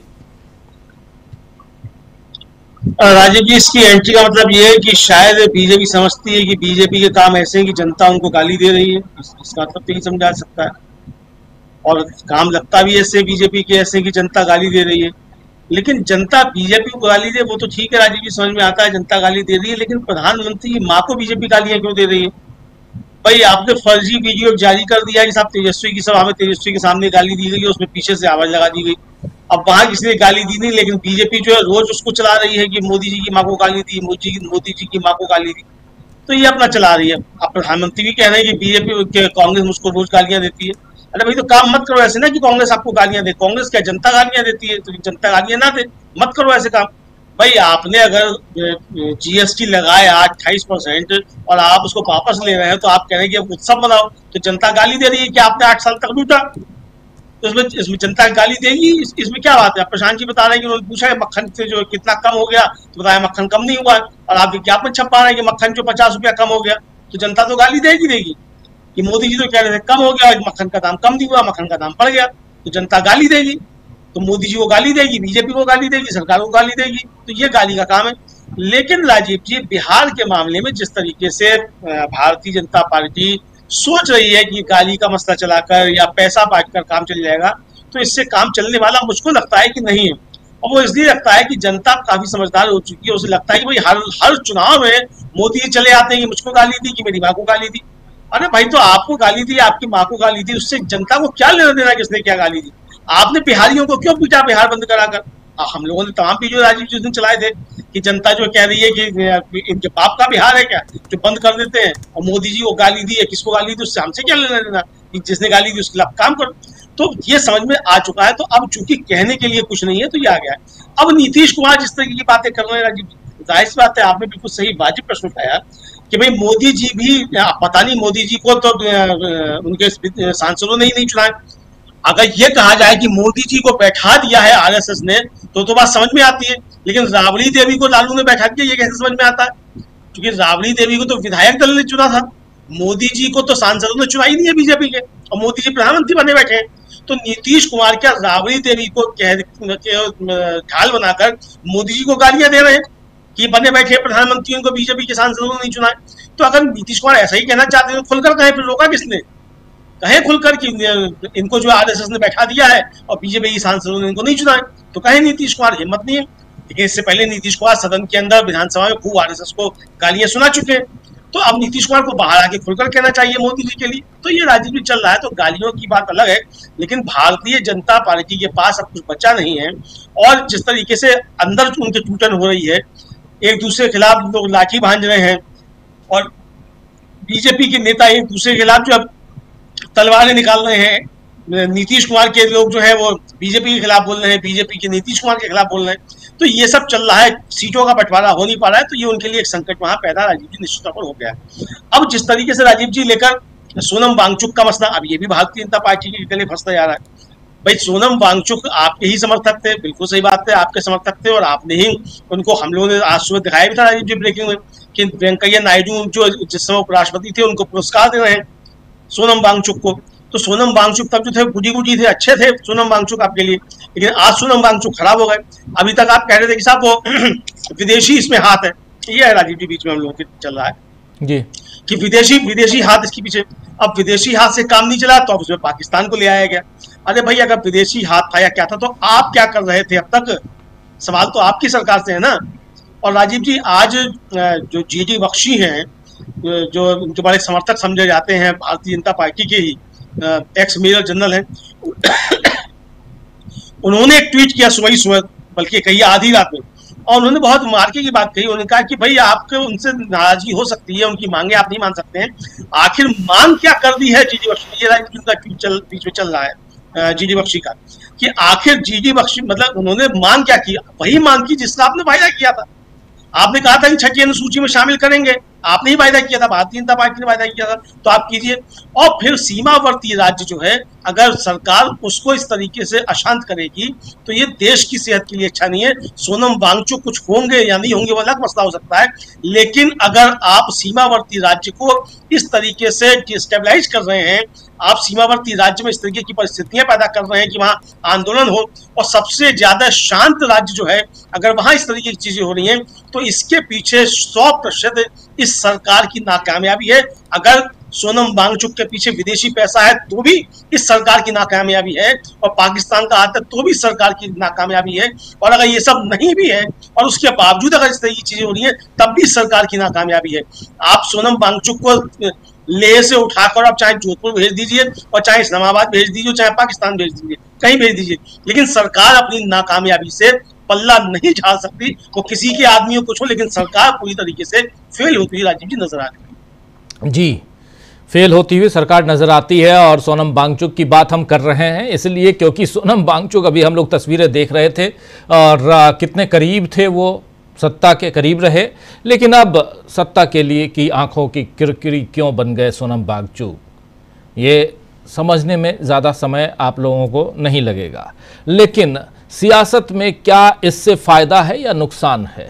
नरेंद्र मोदी की सियासत में फ़ायदा या नुकसान? प्रशांत टंडन जी। राजीव जी, अभी लद्दाख हिल काउंसिल के चुनाव होने अगले 2 महीने में, पता चल जाएगा वहां पे लोग क्या चाहते हैं। तो और जहां तक उनकी गिरफ्तारी की बात है सोनम वांगचुक के, तो जब तक वो मोदी जी की तारीफ कर रहे थे तो आपने सब कुछ जाने दिया, होने दिया। अगर थोड़ी देर के लिए मान लें कि डीजीपी के आरोप बड़े पुख्ता हैं और बीजेपी के लोगों के आरोप बड़े पुख्ता हैं और सही है, उनके पास बड़े सबूत हैं, बड़े साक्ष्य है, इसका मतलब है कि जो बीजेपी की तारीफ करे, जो मोदी जी की तारीफ करे, उसके खिलाफ कैसे भी सबूत हो उसके खिलाफ कार्रवाई नहीं होगी। कार्रवाई तब होगी जब वो कोई और राय रखने लगेगा। इसका मतलब तो यही है कि तो अभी न जाने कितने लोग जो बीजेपी की तारीफ करते हैं या बीजेपी में हैं, उनके भी कहीं तार जुड़े हो पाकिस्तान से, चीन से, न मालूम कहां से, जिसको आप इग्नोर कर रहे हो। इस बात की क्या गारंटी है? कल को बाहर निकले, कोई आरोप लगा दें, कोई नाराजगी जाहिर करें, तब आप वो सारे चीजें सामने ले आएंगे। तो क्या आप ये डॉजियर बना रहे थे सोनम वांगचुक के खिलाफ कि जब ये समर्थन नहीं करेगा तब इस्तेमाल करेंगे? क्या इस तरह सरकारें चलती हैं? ऐसा तो नहीं। दूसरी बात राजीव जी, बिहार की स्थिति बहुत ही चिंताजनक है और वहां पे इस बात को इग्नोर नहीं किया जा सकता है कि जैसा प्रशांत भूषण जी ने कहा है, आज दोपहर में मैं उनके साथ था तो भी ये बात कह रहे थे कि 27% लोग जो है माइनॉरिटी कम्युनिटी के वहां से उड़ा दिए गए हैं। वो कोई स्टडी की बात कर रहे थे, जो स्टडी हुई है। अब 65 लाख लोगों को आपने हटा दिया है। मुझे नहीं लगता है कि ये जो 3 दिन बाद एक इलेक्टोरल रोल आएगा उसमें कितने लोग वापस आ सकते होंगे। तो और नए लोग जोड़े जा रहे हैं, तो इसका मतलब है कि बीजेपी ने ज्ञानेश कुमार के जरिए अपने लिए एक वोटर लिस्ट बना ली है और ये बहुत ही गंभीर बात है। गंभीर बात इसलिए है कि बिहार जैसा बड़ा राज्य और वहां पे अगर लोकतंत्र के साथ खिलवाड़ होगा, वहां पे महाराष्ट्र की तरह फ्लोटिंग वोटर्स आएंगे और वो 80% का स्ट्राइक रेट दे देंगे, तो इस तरह से तो डेमोक्रेसी को बहुत बड़ा खतरा है कि कोई भी चुनाव जो है वो निष्पक्ष नहीं है। और हम लोग तो शुरू से इस वोटर लिस्ट को लेकर सवाल खड़े कर रहे हैं और आज से नहीं, बहुत समय से इस पे बात उठा रहे हैं। जब पॉलिटिकल पार्टी सवाल नहीं उठाती तो भी उठा रहे हैं, लेकिन अभी राहुल गांधी के जो कुछ और इन्वेस्टिगेशन है, जो खुलासे हैं, वो आने बाकी हैं। तो इलेक्शन कमीशन अपने आप में चुनाव का एक मुद्दा वहां रहेगा। वोट चोरी एक बड़ा मुद्दा बन चुका है वहां पे, और उसके खिलाफ आप बहुत कुछ बड़ी लकीर नहीं खींच पाएंगे। बड़ी कोशिश मोदी जी कर रहे हैं, बड़ी कोशिश नीतीश कुमार कर रहे हैं कि जो हम लोग अभी यहाँ पे चर्चा कर रहे हैं कि उन्होंने ये कह दिया, वो कह दिया। वो बेसिकली जो वोट चोरी का मुद्दा है वो इतना बड़ा मुद्दा है। और दूसरा मुद्दा सामाजिक न्याय का है। सामाजिक न्याय के मामले पे नीतीश कुमार बीजेपी के साथ रहकर कभी कोई कमिटमेंट नहीं दे सकते। सबसे बड़ा कमिटमेंट तो आरक्षण की लिमिट बढ़ाने का, तो आरक्षण की लिमिट बढ़ाने का क्या कमिटमेंट दे रही बीजेपी? क्या मोदी जी ये गारंटी दे सकते हैं कि पेपर लीक होना बंद हो जाएंगे? इतने शक्तिशाली प्राइम मिनिस्टर, विश्वगुरु हैं, तो क्या पेपर लीक क्यों नहीं रुकवा पा रहे हैं? कौन से वेस्टेड इंटरेस्ट हैं कि पेपर लीक करने वालों के, जिनके ऊपर मोदी जी जैसे बड़े सख्त प्रधानमंत्री का, जो किसी को गिरफ्तार करके जोधपुर की जेल में भिजवा देते हैं, पेपर लीक वाले नहीं डर रहे उनसे। ट्रंप डर रहा है, जेलेंस्की डर रहा है, पुतिन डर रहा है, पेपर लीक करने वाला नहीं डर रहा उनसे। तो बड़े ताज्जुब की बात है। पेपर लीक एक बड़ा मुद्दा है। छात्र अपने न्याय के लिए बात करते हैं तो उनको लाठियां मिलती पुलिस की। पुलिस के जरिए आप सरकार चला रहे हैं, ईडी सीबीआई के जरिए आप सरकार चला रहे हैं। तो इलेक्शन कमीशन एक बड़ा मुद्दा बिहार में है, जिसका कोई जवाब अभी तक नरेंद्र मोदी नहीं दे पा रहे हैं। इसलिए वो इधर उधर मुद्दों का सांप सीढ़ी हो रहा है। वो तो हम देख रहे हैं कि एक मुद्दे से सीढ़ी पे चढ़ते हैं और फिर उस मुद्दे को सांप काट लेता है, नीचे आ जाते हैं। सांप सीढ़ी का बच्चों खेल होता है। कभी आप माँ को लाते हैं, आज मोदी जी ने खुद ही माँ का जिक्र नहीं किया, काम मुझको गाली देते हैं। कल तक ये कह रहे थे कि आप मेरी माँ को गाली दी जी। तो स्थिति बड़ी खराब है यहाँ पे कि आप किसको राजनीति में कब तक इस्तेमाल करेंगे। यानी अगर माँ को भी राजनीति में इस्तेमाल करना है, और लेकिन अगर पब्लिक को पसंद नहीं है तो आप माँ को भी हटा देंगे। ये तो बड़ी विचित्र राजनीति है, इतनी असंवेदनशील कि आपने इतना बड़ा मुद्दा बनाया और पूरे आपका जो गोदी मीडिया है उसने इसको बड़ा भारी मुद्दा बनाया, फिर आपने छोड़ दिया उसको, क्योंकि बिहार की जनता ने उसको नहीं लिया। तो आपने अपनी माँ को भी छोड़ दिया, अपनी माँ की गाली का मुद्दा भी छोड़ दिया। कहाँ उठ रहा है कोई? मोदी जी पीछे हट गए उससे। कभी आप जो है वो कास्ट सेंसस की बात लाते, वो हट गया। ऑपरेशन सिंदूर की चर्चा होनी बंद हो गई, जिसमें सबसे पहले बिहार में गया जी, क्योंकि ट्रंप में 40 बार बाद बिहार गए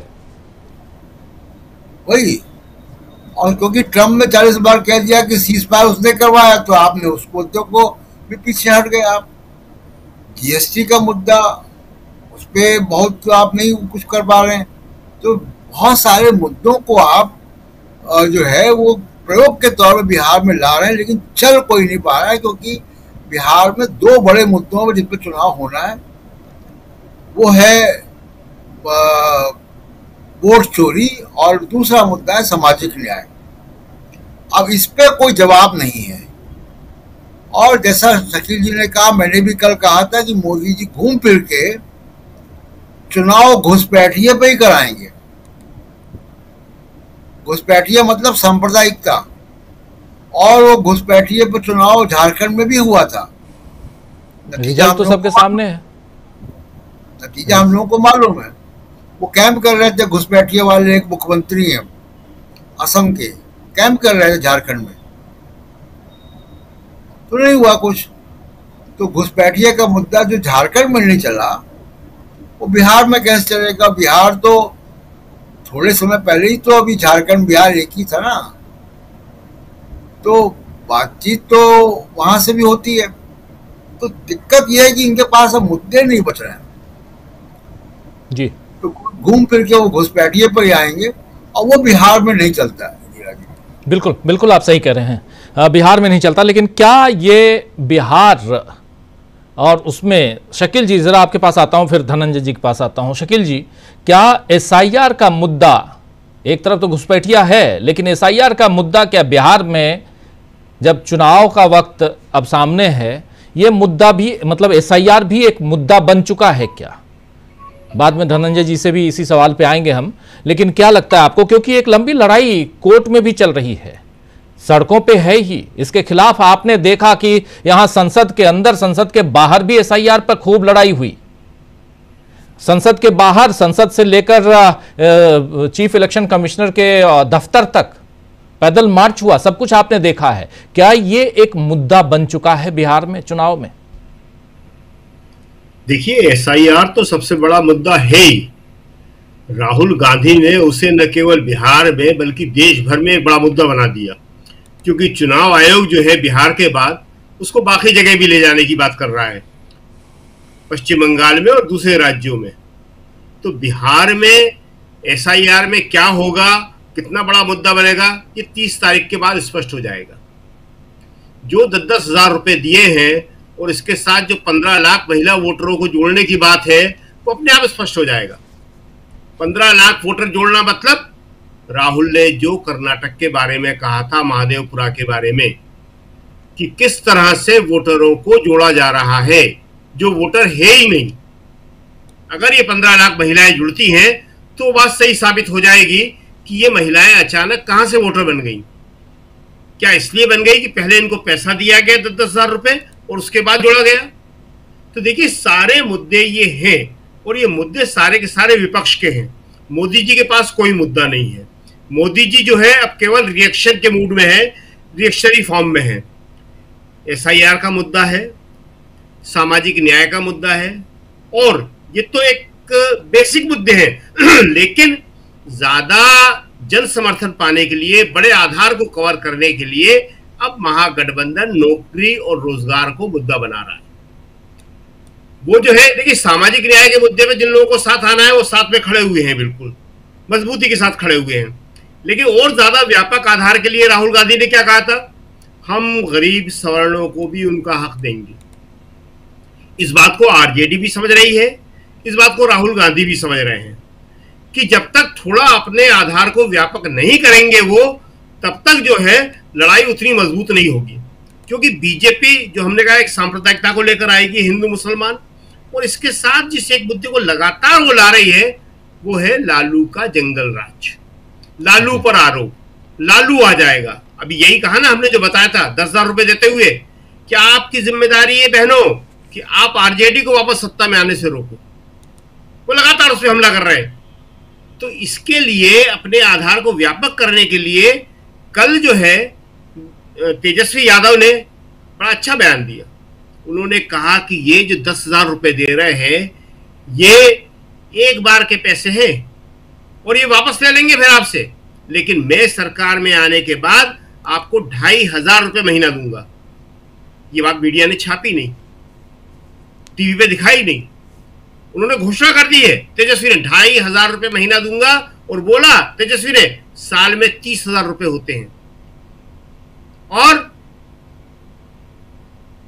5 साल में 1.5 लाख रुपया होता है ये। कांग्रेस ने कहा, जयराम रमेश ने, कि याद रखना चाहिए लोगों को, बिहार के लोगों को, बहनों को, कि ये ओटीपी है। ओटीपी मतलब वन टाइम पेमेंट। ये 10,000 रुपए दे दिए, वोट खरीद लिया, बात खत्म। स्पष्ट शब्दों बोला, वन टाइम पेमेंट है ये 10,000 रुपए, कि पैसा लो और भाग जाओ यहां से। हमारे दर्शकों को मालूम होगा कि दुकानदार जो होते हैं, राशन वाले, वो इस तरह गरीबों के राशन कार्ड गिरवी रख लेते हैं, वन टाइम पेमेंट। 1000 रुपए लो, अपना राशन कार्ड रख दो, साल भर आपका राशन हम लेंगे। ये चलता है, गरीबों को लूटने का एक बड़ा पुराना माध्यम है। तो ये तेजस्वी ने बहुत अच्छा कहा। दूसरी बात राजीव जी, एक बड़ी इंपॉर्टेंट है कि जो मोदी जी गाली गाली की बात कर रहे हैं, ये गाली की शुरुआत भारतीय राजनीति में किसने की? ये गाली की एंट्री हुई कहां से थी? 125 साल की बुढ़िया है ये, ये आपको क्या दे देगी? आदरणीय प्रधानमंत्री मोदी जी के शब्द थे ये। कांग्रेस को 125 साल की बुढ़िया बोला, कांग्रेस की विधवा, जर्सी गाय के लिए, हाइब्रिड बछड़ा, ये किसके लिए बोला था? ये गालियों से कम है? ये गालियों से ज्यादा है। शाब्दिक हिंसा सबसे बुरी चीज होती है। संसद के अंदर शूर्पणखा, 50 करोड़ की गर्लफ्रेंड, दीदी ओ दीदी, ये सारे की सारी चीजें मोदी जी ने बोली और भारतीय राजनीति में इसकी शुरुआत की। और दूसरी तरफ राहुल गांधी ने एक भी अभद्र शब्द नहीं बोला आज तक। बहुत कोशिश करती है बीजेपी, भक्त, गोदी मीडिया, एक शब्द नहीं बता पाए। और राहुल ने यह बोला था कि मोदी जी, मैं आपसे भी प्यार करता हूं, आपसे विचारों की लड़ाई लड़ता हूं। ये राहुल गांधी के शब्द हैं, आपसे नफरत नहीं करता। तो ये जो है बीजेपी की एक जो अंदर खाने राजनीति चलती है, जहां वो अपनी इस तरह की बातें करते हैं, अफवाहें उड़ाते हैं, लोगों के बारे में अभद्र शब्द का इस्तेमाल करते हैं, उपहास उड़ाते हैं। अभी मध्य प्रदेश में क्या बोला कैलाश विजयवर्गीय ने? बड़े सीनियर मंत्री है, बीजेपी के महासचिव रहे हैं, वहां राज्य सरकार मंत्री है, राहुल गांधी और प्रियंका गांधी के लिए बहुत ही गंदे शब्दों का इस्तेमाल किया सार्वजनिक मंच से। पूरे मध्य प्रदेश में कांग्रेस विरोध कर रही है, जगह जगह कैलाश विजयवर्गीय पुतले जलाए जा रहे हैं। तो ये सारी चीजें वो करते हैं। कभी कहना नहीं चाहिए, मगर प्रियंका ने या राहुल ने कभी कुछ इस तरह की बातें मोदी जी के पर्सनल लाइफ के बारे में बोली क्या? कभी नहीं बोली। कोई नहीं बता सकता कि एक बात भी कुछ बोला हो, किसी भी बारे में बोला हो। मोदी जी की राजनीति के बारे में बात करते हैं, विचारों के बारे में बात करते हैं, नीतियों और कार्यक्रमों के बारे में बात करते हैं, जो है ही नहीं। मोदी जी की पूरी राजनीति क्या है? प्रतिक्रियावाद, प्रतीकात्मक। कांग्रेस 11 साल से केंद्र में नहीं है। वो कहते हैं कांग्रेस ने ये किया। कांग्रेस जीएसटी के फायदे रोक रही है। राहुल गांधी खड़ा हुआ है बाजार में, लेने नहीं दे रहा फायदे किसी को भी।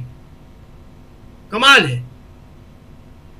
तो ये सारी चीजें करके वो जनता को बहुत दिनों तक बेवकूफ बनाते रहे। वो जनता बेवकूफ क्यों बनती है? वो उसी नशे में बनती है, सिर्फ हिंदू मुसलमान के। अगर ये हिंदू मुसलमान बीच में से गायब हो जाए और गोदी मीडिया जो इसमें आग लगाता है वो गायब हो जाए, एक हफ्ते में पूरे देश का सीन बदल जाएगा। सिर्फ एक हफ्ते के अंदर लोगों को सच्चाई मालूम पड़ जाएगी कि सच ये है, गलत ये है। ये वन टाइम पेमेंट की बात जो है, कहीं किसी को नहीं मालूम, महिलाओं को नहीं मालूम। वो सोच रही है जैसे 2,500 रुपए तेजस्वी ने कहा है हर महीने देने के बाद, मोदी जी 10,000 रुपए महीना हमको देंगे, या कर्नाटक में जो मिलते हैं 2,000 रुपए महीना, ऐसे हर महीने मिलेंगे। ये वन टाइम पेमेंट है, खरीद लिया गया है आपको। गुलाम को एक बार खरीदा जाता है था जी, एक बार आप खरीद रहे हैं, वो चीज अब आपकी हो गई है। तो आप वोट दे दीजिए, उसके बाद टाटा बाय बाय। कोई नौकरी नहीं, कोई रोजगार नहीं। सबसे बड़ी समस्या जो है, हम कह रहे एसआईआर सबसे बड़ा मुद्दा, सामाजिक न्याय सबसे बड़ा मुद्दा, लेकिन इन सबके साथ में नौकरी और रोजगार बिहार का सबसे बड़ा मुद्दा। और इसके साथ जो हमने पहले भी कहा, भ्रष्टाचार। वहां पे जो भूमि की पैमाइश के नाम पे एसआईआर की तरह ही मुद्दा बना हुआ है। हर जमीन मालिक को सबूत देना पड़ रहे हैं अपने, हर भूमिपति को सबूत देना पड़, छोटे जमीन वालों को भी, छोटे मकान वाले को भी। जो राजस्व विभाग के कर्मचारी हैं घूम रहे हैं चारों तरफ। ये सब बड़े बड़े मुद्दे हैं। और इसको अब जिस तरह से तेजस्वी उठा रहे हैं, राहुल उठा रहे हैं, प्रियंका उठा रही है और सीपीआई-एमएल उठा रही है, ये सारे मुद्दे एक साथ अपने स्वरूप में आएंगे जब, तब देखिएगा आप कि फिर इनको काउंटर करने के लिए मोदी जी वही मुद्दा लाएंगे कि भैंस तुम्हारी ले जाएंगे, तुम्हारा मंगलसूत्र छीन लेंगे, घुसपैठिए आ जाएंगे और डर दिखाएंगे, एक भय का माहौल क्रिएट करेंगे। जी राजीव जी बिल्कुल। मतलब एक एपिसोड का इंतजार करें हम, जैसे चुनाव की घोषणा होती। इस बीच खबर आ रही है कि 4 और 5 तारीख को चुनाव आयोग विजिट करेगा बिहार का। 30 तारीख को पहले फाइनल लिस्ट आएगी। 3 तारीख को यहाँ बैठक है इन लोगों की, इंटरनल बैठक। वहाँ से तमाम अपने कर्मचारियों को बुलाया है चुनाव आयोग ने और 3, 4 और 5 को पटना जाना है चुनाव आयुक्त को। मुख्य चुनाव आयुक्त ज्ञानेश कुमार अपने साथियों के साथ जाएंगे और 6 या 7 तारीख को घोषणा होगी चुनाव की। 7 तारीख को घोषणा होगी चुनाव की, यह खबर अभी तक आ रही है। 7 तारीख को ही एसआईआर पर और 8 तारीख दोनों दिन सुनवाई है सुप्रीम कोर्ट में। देखते हैं क्या कुछ होता है। और चूंकि सुप्रीम कोर्ट में यह ऑनगोइंग मामला है और एसआईआर रद्द करना है या नहीं करना है, इस पे सुनवाई चलेगी। 2 दिन मैराथन, हो सकता है कि तीसरे दिन भी चले। जो कुछ भी होगा आप सब जानते हैं दोस्तों, लगातार हम एसआईआर को कवर कर रहे हैं। सुप्रीम कोर्ट में जो दलीलें पेश की जा रही हैं हूबहू वो हम आप तक प्रोड्यूस करते हैं सरल भाषा में। तो 7 तारीख को आप जुड़िएगा, 7, 8 2 दिन तो जरूर, लेकिन उससे पहले अभी बहुत कुछ होना बाकी है। क्या एसआईआर बिहार में मुद्दा बन चुका है? धनंजय जी, चूंकि आप बिहार में हैं, क्या बातें होती हैं एसआईआर को लेकर, मतदाता सूची को लेकर? जी बिल्कुल, मुद्दा तो है, इससे तो इनकार नहीं किया जा सकता। लेकिन एसआईआर का मुद्दा ज्यादा बड़ा है उन जिलों में जो सीमावर्ती जिले हैं, जो सीमांत के जो जिले हैं, जो जिसको कहें पूर्णिया है, किशनगंज है, सुपौल है, सहरसा है, उस इलाकों में ज्यादा बड़ा इशू है। अब इससे मैं बात करूं पटना, नालंदा, इन इलाकों में ये सारे मुद्दे नहीं है उस तरीके से। लेकिन सब जगह नाम कटे हैं, सब जगह लोगों को लग रहा है कि गड़बड़ी होती है, बेईमानी होती है, और पूरे बिहार के लोग कम से कम इस बात को मानते हैं कि चुनाव में गड़बड़ियां होती हैं, धांधली होती है और चुनाव आयोग गड़बड़ी करता है, ये लोगों को यकीन है। लेकिन साथ में लोग ये कहते हैं कि वोट चोरी कैसे रोकेंगे? मतदाता सूची तो बाद में दिखा रहे हैं, कहाँ कितने नाम जोड़े गए, कितने काट दिए गए, लेकिन जो वोटिंग के समय जो बेईमानी होती है, कैमरे, ये जो डिजिटल वीडियोग्राफी नहीं देने की बात कर रहे हैं, ये लोग क्यों करते हैं? क्योंकि चंडीगढ़ में जो घटनाक्रम हुआ था वैसे ही घटनाक्रम बाकी जगहों पे भी देखे जाते हैं कि भाजपा के लोग या कोई लोग होते हैं जो ग्रामीण इलाकों में वोटर बूथ पर जाकर के वोट डलवाते हैं, अंदर घुसे रहते हैं व्यक्ति और वो कहते हैं इधर डाल दो। ऐसी घटनाएं लगातार देखी गई। तो भाजपा सरकार पे, नरेंद्र मोदी जी पर किसी को यकीन नहीं है, ये तो एक पक्की बात रख लीजिए। केवल वही बात बोल रहे हैं मोदी जी के पक्ष में जो मोदी जी के कट्टर भक्त हैं, जिनको मैं बिहार में बोलता हूं सवर्णवादी लोग हैं, जिनको लगता है हिंदू राष्ट्र होना चाहिए, ये भारतवर्ष जो है हिंदुओं का राष्ट्र है, इसमें दूसरों को नहीं होना चाहिए। और हिंदुओं में भी जो ब्राह्मण हैं, जो राजपूत हैं, भूमिहार हैं, कायस्थ हैं, जो सवर्ण हैं, उनका ही ये प्रदेश रहना चाहिए। बाकी छोट जात, हमारे यहाँ बोलते हैं छोट जात, और उनको कोई अधिकार नहीं मिलना चाहिए। आपको 5 किलो अनाज मिल रहा है, ये 10,000 रुपया भी मिल लिया है, अब लो और वोट दो। और देखिए एक बात और चल रही, ये दुर्गा पूजा का समय है, लोग कह रहे हैं मोदी जी ने बड़ा सही समय चुना है, नीतीश कुमार ने, कि अब जो है जो पैसा लेगा उसको साथ में बोलेंगे जीविका दीदियां सारा करती है। सीएम कहते हैं, एक पोस्ट होता है उसमें सीएम, सर्कल मैनेजर, वही सारे जीविका दीदियों को हैंडल करती है ग्रुप वाइज। बोला कि वो कहा जा रहा है कि वो कहेंगे कि भाई 10,000 रुपया आपको दुर्गा पूजा के समय में मिला है तो झूठ नहीं बोलना है, वोट उसी जगह लगाना है, नहीं तो दुर्गा माँ सब देख रही है। अब इस लेवल पे इस्तेमाल किया जा रहा है, आप कल्पना कीजिए कि क्या हालत है। और गांव की तो हालत ये बताऊं राजीव भाई, कलश यात्रा, यज्ञ, रामलीला, आप पूरे बिहार में घूम जाइए, हर तरफ यही। मैं मेरे जमाने में भी होता था, लेकिन इस कदर जोर नहीं था। अभी सोशल मीडिया पे देखिए गरबा की धूम चल रही है, वीडियो दिखाए जा रहे हैं, ये देखिए जेन जेड कितने उत्साह में है। पटना में भी गरबा हो रहा है, बिहार शरीफ में भी गरबा हो रहा है, तो गरबा भी जो है पूरे राष्ट्रीय उत्सव के तौर पे मनाया जा रहा है। मुझे लग रहा है इसमें कहीं ना कहीं आरएसएस और बीजेपी पैसा खर्च करता है, क्योंकि इतना पैसा आता कहां से, मैं कई बार सोचता हूँ। चंदा काटते भी मैंने बहुत लोगों को नहीं देखा, यहाँ के लोग चंदा वसूल कर रहे हैं, मांग रहे हैं, लड़ रहे हैं, जो पहले हुआ करता था। पहले बसों को रोक रोक करके चंदा लिया जाता था, पहले जो है दुकानों में घुस करके चंदा लिया जाता था, वो मुझे अब दिखाई नहीं पड़ रहा है।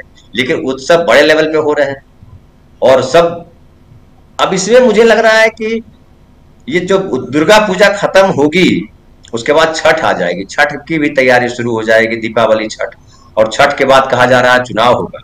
चुनाव को लेकर के लोगों में बहुत ज्यादा मैं उत्साह नहीं देख रहा हूँ, उस तरह की चर्चा मैं नहीं देख पा रहा हूँ। हालांकि बिहार बड़ा राजनीतिक तौर पे जागरूक जगह मानी जाती है, लेकिन एक स्पष्टता मुझे दिखाई पड़ रही है, जो लोग महागठबंधन की तरफ है वो उस तरफ है, जो सरकार बदलना चाहते हैं वो बदलना चाहते हैं, और जो नहीं बदलना चाहते हैं वो नहीं बदलना चाहते हैं। उनमें एक अंतर साफ साफ दिखाई पड़ता है और लोग मुखरता से बोल रहे हैं। लेकिन प्रशांत किशोर जो तीसरा ध्रुव बनाने की कोशिश कर रहे हैं, प्रशांत किशोर जी, वो नहीं बन पा रहा। ज्यादातर लोगों का मानना है कि प्रशांत किशोर जो है वो बीजेपी की तरफ से बैटिंग कर रहे हैं, और एंटी एस्टेब्लिशमेंट वोट जो महागठबंधन की तरफ जाने वाला है उसको किस तरह से कम करें और अपनी तरफ खींच करके ले आए, उसकी ये कोशिश उनकी चल रही है। और इसी के लिए बीजेपी के कुछ नेताओं को बलि के तौर पे इस्तेमाल किया गया कि तुम पर आरोप लगेगा, तुम चुपचाप बैठ जाना। देखिए कितने मंत्रियों पे आरोप लगे, सम्राट चौधरी पे आरोप लगाया, अशोक चौधरी पे आरोप लगाया, मंगल पांडे पे आरोप लगाया, संजय जायसवाल पे आरोप लगा, दिलीप जायसवाल पे आरोप लगा। एक मंत्री जो है वो अशोक चौधरी उनकी तरफ से हैं, जेडीयू की तरफ से, बाकी 4 नेता इनकी तरफ से हैं। कुछ बोला आला कमान ने, मोदी जी ने आके कुछ कहा उस पर, क्या अमित शाह जी ने कहा, क्या दिल्ली मतलब बिहार के जो भाजपा अध्यक्ष हैं, वर्तमान अध्यक्ष, पूर्व अध्यक्ष, सब पे आरोप लगे। वो चारों अध्यक्ष रह चुके हैं, जान लीजिए, 3 तो अध्यक्ष रह चुके हैं, चौथे अभी भी अध्यक्ष हैं बिहार भाजपा के, और उन तमाम लोगों पे आरोप लग चुके। लेकिन बिहार के लोग ये जानते हैं कि ये जो प्रशांत किशोर ने आरोप लगाया है वो आरोप सही आरोप है, वो गलत आरोप नहीं है। अब साबित करना नहीं करना वो कोर्ट में कैसे क्या होता है वो मैं कुछ नहीं बोलूंगा, आप 7-8 को देखेंगे SIR पे क्या होता है जी। लेकिन SIR पे चाहे हो न हो, चुनाव में इस बार मुझे लग रहा है कि नेक टू नेक फाइट, इसको मैं नहीं कहूंगा, इसको कहूंगा निर्णायक वोटिंग। इस बार नीतीश कुमार की मेरे हिसाब से विदाई दिखाई पड़ती है, उनकी विदाई हो जाएगी। त्रिध्रुवीय नहीं चुनाव होगा, 2 ध्रुवीय ही होगा। और जो मीडिया एक नैरेटिव गढ़ रहा है, मीडिया बहुत जोर से नैरेटिव गढ़ रहा है लालू प्रसाद जी के इसको लेकर के कि लालू प्रसाद जी यादव राज आ जाएगा, वो तमाम। लेकिन बड़ी आबादी है जो इस बात को मानने को तैयार नहीं है और तेजस्वी के साथ है कि तेजस्वी आया, उसके बाद 4.5-5 लाख नौकरियां मिली, उसमें तेजस्वी का योगदान है। ये लोग मान रहे हैं, खासकर के यूथ मान रहे हैं। महिलाओं को पटाने की जहां तक बात है कि महिलाओं को 10,000 रुपया दे करके या फलाना करके, अब महिलाएं उतनी कमजोर बिहार में है नहीं। 2006 से यहाँ पंचायती राज व्यवस्था चल रही है, 50% महिलाओं को आरक्षण है, और आरक्षण लेने वाली महिलाएं जो है, जो आई हैं वहाँ जिला परिषद में, जिला परिषद में, पंचायत समिति में, पंचायत में, उनको पता चल गया है कि राजनीति में कहाँ कैसे क्या होता है। तो शिक्षा और नौकरी और स्वास्थ्य 3 ही मुद्दे, चौथा जो आप SIR आप लोग बात कर रहे हैं, बाकी कोई मुद्दा बिहार में नहीं है। हिंदू मुसलमान तो बिल्कुल नहीं। जी, ये बहुत इंपॉर्टेंट बात आप एक बता रहे थे कि यहाँ प्रशांत किशोर फैक्टर नहीं है, भले वो उन्होंने कुछ चीज़ों को उजागर किया है, लेकिन 2 ध्रुवीय यहाँ पर चुनाव आमने सामने का है और नीतीश बाबू के लिए परेशानी अभी बढ़ जाएगी जैसे जैसे चुनाव सामने आएंगे। संजय जी, लेकिन इन सब में जब वोट काटने, मतदाता सूची में हेरफेर और ये तमाम बातें सामने आती हैं, तो इस चुनाव को कैसे देखा जाए? Closing comment. ये है कि बीजेपी या प्रधानमंत्री या नरेंद्र मोदी या वो, इसलिए मैं कह रहा हूं कि पहली बार नरेंद्र मोदी ने वोट खरीदने के लिए, माने 15 लाख का जुमला था, वो भी वोट खरीदने के लिए था, पहली बार एडवांस पेमेंट किया है। दिल्ली चुनाव में उन्होंने कहा था कि हम जीत जाएंगे तो महिलाओं को ये लाभ देंगे, जो अभी तक देने की खबर नहीं है। तो मतलब अभी तक वो आश्वासनों पर वोट पा ले रहे थे, और इस बार उनको पता है कि मामला रिस्की है, तो उन्होंने एडवांस पेमेंट कर दिया है। और 10,000 रुपए का जो पेमेंट 75 लाख महिलाओं को किया गया है, उसको एडवांस पेमेंट की तरह देखा जाना चाहिए। और एडवांस पेमेंट करना पड़ा, मतलब आप समझ जाइए कि हालत उनकी कितनी खराब है। लेकिन एडवांस पेमेंट को डायरेक्ट बेनिफिट ट्रांसफर कहा जाता है, और उसको जैसे जैसे बनाने की जो कोशिशें हैं वो अपनी जगह हैं। मैंने गूगल किया डीबीटी के बारे में, डीबीटी से संबंधित खबरें क्या क्या हैं, तो मुझे कम से कम 7 खबरें मिली जिसमें बताया गया कि या तो डीबीटी गलत खाते में चला जाता है, गलत लोग क्लेम करते हैं। ऐसी 7 खबरें हैं कम से कम जो किसानों के मामले में हुआ है कि जो सरकार डायरेक्ट ट्रांसफर करती है बेनिफिशियरी को, उसमें बेनिफिशियरी गलत होते हैं, गलती से दूसरे के पास चला जाता है, गलत लोग क्लेम कर लेते हैं, वगैरह वगैरह से 7 मामले हैं जो कम से कम पिछले 4-5 साल में हुए हैं। तो डायरेक्ट बेनिफिशियरी ट्रांसफर में भी घपला है, लोगों को मिल रहा है कि नहीं मिल रहा है वो सारी बातें हैं, लेकिन उसको मैं सिर्फ एडवांस पेमेंट की तरह देखता हूं।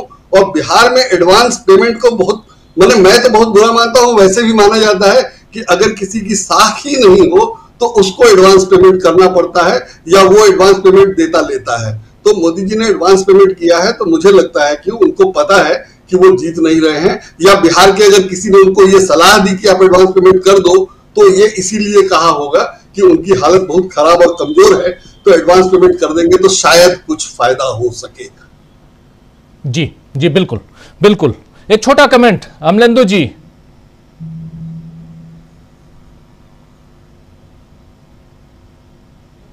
अनम्यूट कर लीजिए। जी, आपने बताया कि चुनाव आयोग जो है बिहार जाएगा और 4 और 5 अक्टूबर को उनका दौरा तय हो गया है और शायद पहली अक्टूबर को आ सकती है उनके लिए। हालांकि जस्टिस सुल्तान ने सुनवाई करते समय कहा था कि पहली अक्टूबर तक 30 सितंबर तक कैसे आ सकती है। तब देखना है कि लिस्ट आती है क्या आती है और दौरा करके उसके बाद कब घोषणा करते हैं। लेकिन 7 और 8 अक्टूबर को सुनवाई राजीव भी काफी ज्यादा महत्वपूर्ण होगी। उसमें तय होगा कि SIR की वोटर लिस्ट जो तैयार हो रही है उस पर चुनाव होगा कि जनवरी 2025 की जो वोटर लिस्ट है उस पर चुनाव होगा। तो अभी काफी कुछ जो है छिपा हुआ है। और जैसा धनंजय जी ने बताया कि प्रशांत किशोर जो है वो कोई मसला नहीं है और प्रशांत किशोर जो है वो सब समझ रहे। तो ये तो राजीव भी हर कोई समझ रहा है कि प्रशांत किशोर बीजेपी के ही आदमी है, बीजेपी के लिए ही काम कर रहे हैं। दूसरे भाईजान भी वहां पहुंचे हुए हैं, उनके लिए भी यही कहा जा रहा है कि भाई वो भी बीजेपी के लिए आदमी है। तो आगे बीजेपी कितने जो है बी टीम वहां उतारेगी ये भी देखना है राजीव जी। और अब ये बताया जा रहा है कि वहाँ बहन जी भी पहुंच रही है, वो भी वहाँ भतीजों को भेज दिया उन्होंने, तो वो भी वहां जाएंगी काम करने के लिए। तो सारी पी टीम जो है वो बिहार में उतरेंगी। इधर जो हमारे केजरीवाल जी हैं वो भी जाएंगे। तो सारी पी टीम जो है एक साथ जाकर वहां उतरेंगे अलग अलग, ताकि इंडिया गठबंधन को वहां नुकसान पहुंचाया जा सके। लेकिन कितना पहुंचा पाएंगे ये आने वाला समय बताएगा।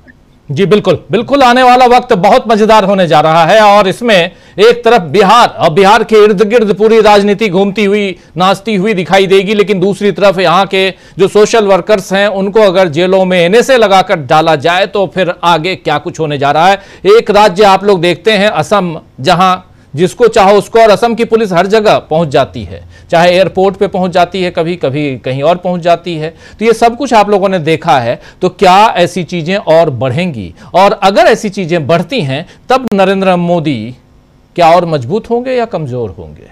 ये सब भी सामने आने